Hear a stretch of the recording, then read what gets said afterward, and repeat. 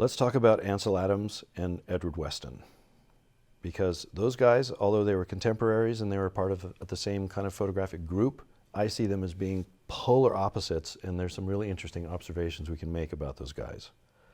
So Ansel, bless his soul, whenever I look at an Ansel Adams photograph, all I think about is Ansel Adams. And give that a try. Look at Ansel's work.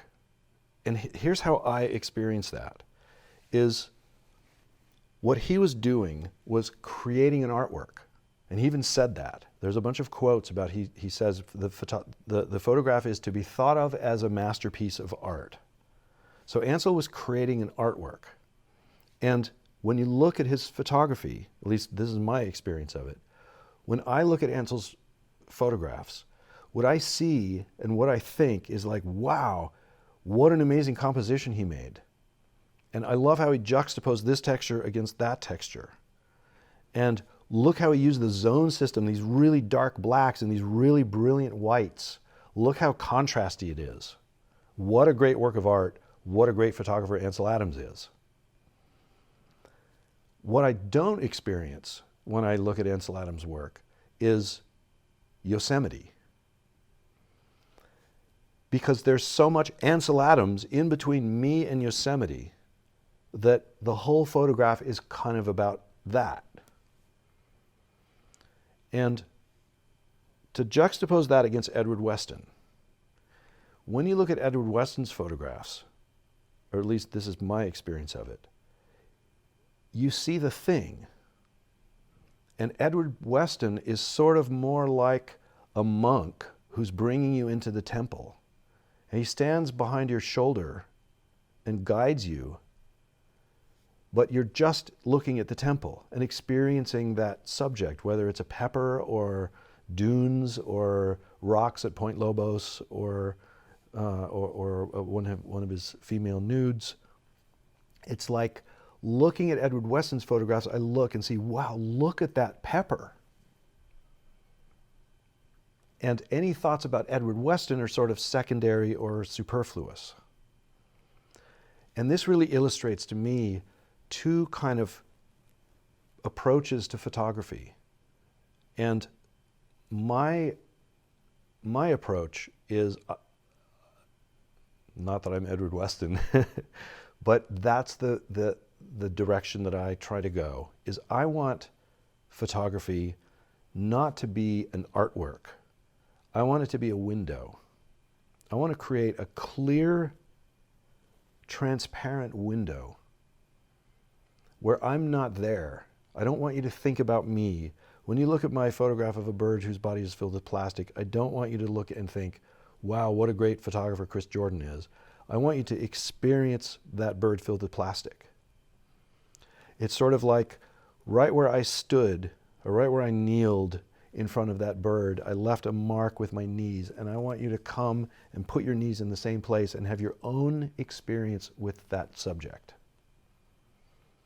And with that as the intention, then that kind of guides the entire process of photography. Because when I think about composition, I don't want to make a composition that you look at and you talk about the composition. I don't want anyone to ever look at my photographs and think, ooh, what a clever, what a brilliant composition. I want them to look past the composition, to have the composition be this invisible, transparent thing that never comes to mind. And one of the ways that I do that is I make what I call non-compositions, which is I just put my subject in the middle of the frame. There's no juxtaposing of anything against anything else. And so the idea of juxtaposing something doesn't come to mind. You're just looking at that subject. And that's how I experience Edward Weston's work. It's like his selfhood, his ego, is out of the way. And what he was interested in, he was a mystic. He had a mystical relationship with these particular shapes and forms, like waveforms that he would find out in the world.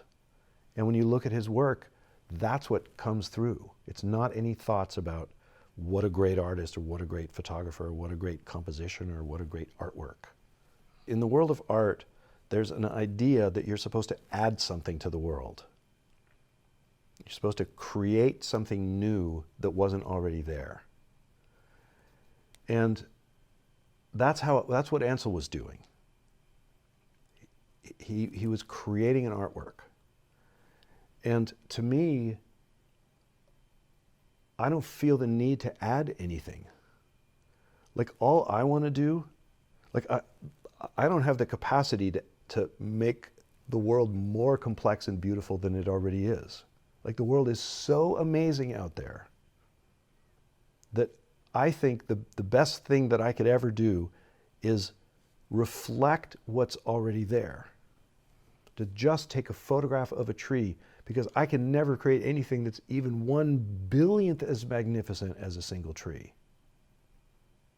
And as a photographer, all I want to do is to create a sacred altar so people can come and experience that tree for themselves. And anything that I try to add will only get in the way of the beingness of that tree coming through the photographic process and presenting itself.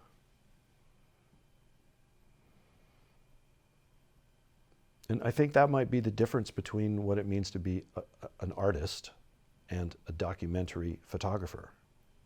And I think of myself as a documentary photographer. I'm not here to create some new artifact that we look at and go, ooh, what a brilliant artifact. I only want to create a window so we can look through and say, oh my God, look at that thing out in the world. And it's a really interesting thing about photography, because there's this whole conversation that's kind of centered around the New York art world, New York photographic art world, that is all about how photography doesn't portray the real world. And so one person makes a bunch of portraits of themselves, but it looks like other people. And another person goes out and makes portraits of lots of other people, but it all looks like themselves. And then another person makes portraits of really big things, but makes them look small, using clever lens techniques. And another person makes photographs of small things that make them look really big. And the whole conversation, it's like a continuing tunneling into the notion that photography is like the unreliable narrator, that it doesn't record the world, that there's a bias in it and a viewpoint in it. And so you can't rely on photography as showing what the world really is. And even if you take all of that into account, you say, yes, that's all true. If you make a continuum of all artistic media, and here's the continuum, is abstract versus representational. What is the most representational of all possible artistic media? So over here, abstract would be like modern dance and instrumental jazz, like totally an abstract painting, and slowly you work your way, representational painting. And at the very, very end of that continuum, there's nothing past color photography. There's nothing more representational than the medium of color photography. And that, to me, is its great power. It does show what's out in the world. Yes, it contains a viewpoint, and yes, if you send 50 photographers out into a place, you'll get 50 completely different viewpoints. And it does show what's out in the world. A way to illustrate that is to think of a painting of a bird whose body is filled with plastic. Those photographs I took on Midway Island, if you made them as paintings, they would have a completely different meaning. Because a painting, we inherently know when we look at a painting that the entire content of that painting has been through the imagination of the artist and come back out. And when you see a photograph, we know, yes, that the photographer chose a viewpoint. And we also, there's a deep trust that is well placed. We trust photography. We look at that thing and we know that thing existed in the real world.